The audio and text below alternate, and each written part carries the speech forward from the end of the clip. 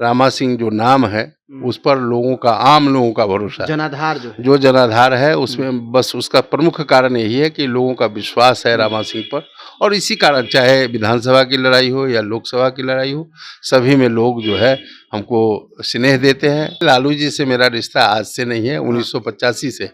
1985 से रिश्ता उनका है, और कभी भी उनके स्नेह में मेरे प्रति कहीं कमी नहीं, और ऐसा कभी नहीं हुआ है।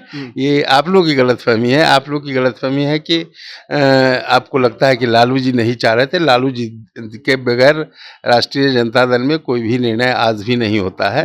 पूरे बिहार से, सभी जगहों से, और मैंने पहले ही कहा कि यह कोई राजनीतिक कार्यक्रम नहीं है, यह रामा विचार मंच एक अपना पूरे बिहार में यह मंच हर जिले में, हर गांव में सक्रिय रूप से आज से नहीं, आज यह कार्यक्रम पहली बार नहीं हो रहा है। जिला स्तर पर यह कार्यक्रम निरंतर होते रहता है, और उसी का एक राज्यव्यापी कार्यक्रम है, और जो पूरे बिहार से भारी संख्या में लोग इस कार्यक्रम में भाग लेंगे।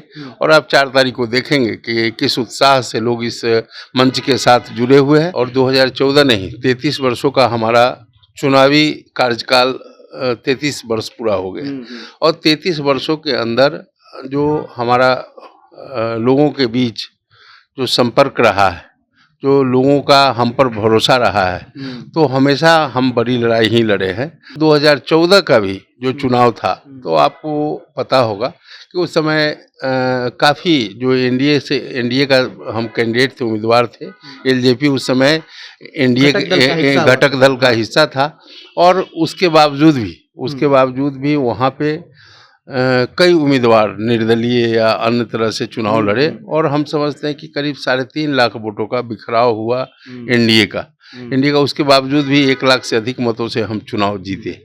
यदि वह वोट का बिखराव नहीं होता, एनडीए के वोट का बिखराव नहीं होता, तो निश्चित रूप से बिहार में नहीं बल्कि एक देश में रिकॉर्ड जो है वैशाली का चुनाव होता। 2014 ये ऐसा वक्त जब नरेंद्र मोदी का जो लहर था वो काफी चल रहा था, और उस वक्त वैशाली एक ऐसा सीट था जब राजद के कद्दावर नेता रघुवंश प्रसाद सिंह को हराने वाले उस वक्त लोक जनशक्ति पार्टी के टिकट पर रामा सिंह जी हैं हमारे साथ में, और इन्होंने 1 से 1.5 लाख मतों से उनको हराया था, और वो भी राजद के कद्दावर नेता हुआ करते थे। उससे पहले नमस्कार, आप जनता जंक्शन देख रहे हैं और मैं हूं आपके साथ आशुतोष उपाध्याय। क्या था उस समय का लहर? उतने लहर में आप इतने कद्दावर नेता को हरा दिए, और उस हराने के बाद से फिर 2019 का समय आया जब आप राष्ट्रीय जनता दल ज्वाइन करते हैं, फिर 2019 में आपको टिकट नहीं दिया जाता है। ये सब बात एक बार बता दीजिए क्या है। देखिए एक बात बता दे रहे हैं, अभी जो हमारा कार्यक्रम चल रहा है, यह कार्यक्रम चल रहा है कोई पॉलिटिकल कार्यक्रम नहीं, कोई राजनीतिक पार्टी का इसमें इन हस्तक्षेप नहीं है, और किसी का इन्वॉल्वमेंट इसमें नहीं है।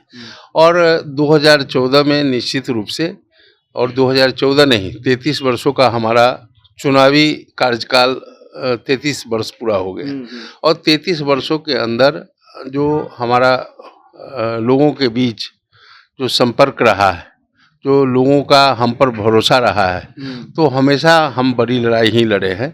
चाहे विधानसभा के 1990 की पहली लड़ाई, वो भी काफ़ी बड़ा लड़ाई था, तो उसको भी लोगों के विश्वास के कारण हम हमेशा, और 2014 का भी जो चुनाव था, तो आपको पता होगा कि उस समय काफ़ी जो एनडीए का हम कैंडिडेट थे, उम्मीदवार थे। एलजेपी उस समय एनडीए घटक दल का हिस्सा था, और उसके बावजूद भी वहाँ पे कई उम्मीदवार निर्दलीय या अन्य तरह से चुनाव लड़े, और हम समझते हैं कि करीब 3.5 लाख वोटों का बिखराव हुआ एनडीए का। उसके बावजूद भी 1 लाख से अधिक मतों से हम चुनाव जीते। यदि वह वोट का बिखराव नहीं होता, एनडीए के वोट का बिखराव नहीं होता, तो निश्चित रूप से बिहार में नहीं बल्कि एक देश में रिकॉर्ड जो है वैशाली का चुनाव होता। तो उसका सबसे प्रमुख कारण यह है कि लोगों का भरोसा, रामा सिंह जो नाम है उस पर लोगों का, आम लोगों का भरोसा, जो जनाधार है उसमें बस उसका प्रमुख कारण यही है कि लोगों का विश्वास है रामा सिंह पर, और इसी कारण चाहे विधानसभा की लड़ाई हो या लोकसभा की लड़ाई हो, सभी में लोग जो है हमको स्नेह देते हैं, जो आशीर्वाद देते हैं, और उसी का परिणाम होता है कि मैं आज तक जो भी लड़ाई लड़ा हूँ और उसमें सफल रहा हूँ। मिलर स्कूल में आपका एक कार्यक्रम होने वाला है, संकल्प महासम्मेलन, उसकी क्या पृष्ठभूमि है और क्या योजना है? आगामी 4 तारीख को कार्यक्रम है, कितनी संख्या में लोग आने वाले हैं, क्या लगता है? देखिए इसमें लाखों की संख्या में लोग आएंगे, हाँ। पूरे बिहार से, सभी जगहों से। और मैंने पहले ही कहा कि यह कोई राजनीतिक कार्यक्रम नहीं है, यह रामा विचार मंच एक अपना पूरे बिहार में यह मंच हर जिले में, हर गांव में सक्रिय रूप से काम कर रहा है। सक्रिय रूप से, आज से नहीं, आज यह कार्यक्रम पहली बार नहीं हो रहा है। जिला स्तर पर यह कार्यक्रम निरंतर होते रहता है और उसी का एक राज्यव्यापी कार्यक्रम है और जो पूरे बिहार से भारी संख्या में लोग इस कार्यक्रम में भाग लेंगे। और आप 4 तारीख को देखेंगे कि किस उत्साह से लोग इस मंच के साथ जुड़े हुए हैं। और उसका प्रमुख उद्देश्य ये है कि जब लोग इकट्ठा होंगे इस मंच से जुड़े तो उनसे संवाद होगी, उनसे बात होगी और वर्तमान में इस देश और राज्य की राजनीति पर चर्चा करेंगे और उसके अनुसार जो है आगे का निर्णय जो होगा वह तय होगा। आपका एक पृष्ठभूमि अलग रहा है और उसके बाद से आपका जनाधार एक अलग रहा है। एक तरफ एक ही परिवार में आपको चाहने वाले थे, तो एक ही परिवार में बीच में एक रोड़ा बन रहे थे, ये बात एकदम स्पष्ट हम कह रहे हैं। जब राजद आप ज्वाइन कर रहे थे शुरू वक्त में, तो तेजस्वी चाह रहे थे कि आपको किस तरीके से भी ले आया जाए, क्योंकि एक राजपूत समाज का आपका अपना जनाधार है, लोग मानते हैं आपको उस समाज से और अपना पकड़ है। लेकिन एक तरफ लालू यादव थे, वो कह रहे थे नहीं ये नहीं आने चाहिए, बाहुबली हैं। तो इस तरीके का क्या उस समय कहानी रहा, मीडिया में ये चला था उस वक्त? नहीं, देखिए तब आपको जानकारी नहीं है। लालू जी से मेरा रिश्ता आज से नहीं है, 1985 से।